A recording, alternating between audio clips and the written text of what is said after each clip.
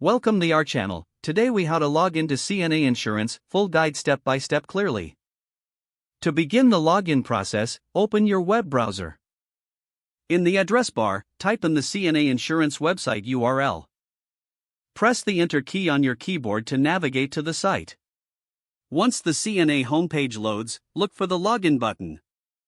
This button is usually found at the top right corner of the page. Click on the Login button to proceed. You will be directed to the login page. Here, you will see fields for your username and password. If you have an existing account, enter your username in the first field.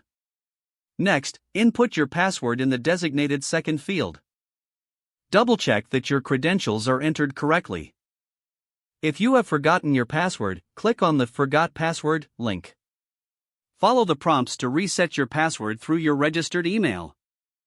After entering your username and password, click on the Login button. Wait for the system to process your login request. Once logged in, you will be taken to your CNA Insurance account dashboard. From here, you can access various insurance services and account information. If you encounter any issues, ensure your internet connection is stable.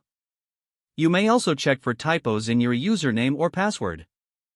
For additional support, consider reaching out to CNA Insurance customer service. They can assist you with any technical difficulties or account issues. Now you are ready to manage your CNA Insurance account effectively. If the page does not load, refresh the browser or try again in a private or incognito window.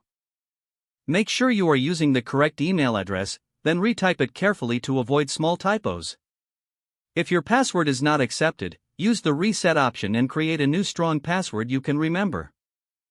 Check your spam folder for verification or security emails, then complete any requested confirmation steps.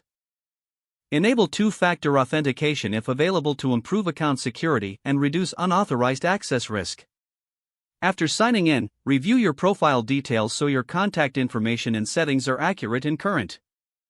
Don't forget to like this video and subscribe to our channel for more step-by-step tech guides.